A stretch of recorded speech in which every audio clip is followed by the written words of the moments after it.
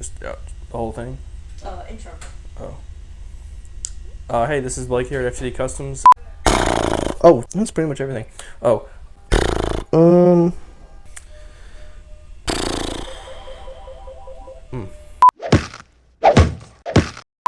Alright, I'm back. Alright, we're back. My name's Blake. Oh.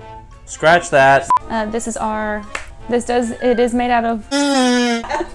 This is not Blake struggles. Yeah. Okay. Okay.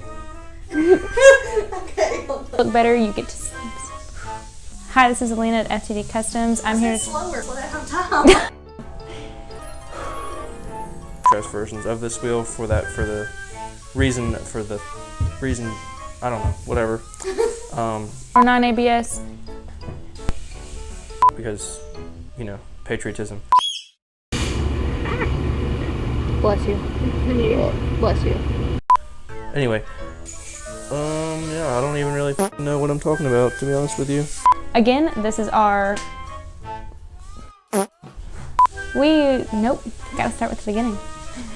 Definitely easy to install at home. That's dumb. It looks ugly. Put a little spin on it, if you know what I mean. Brand new, I don't know.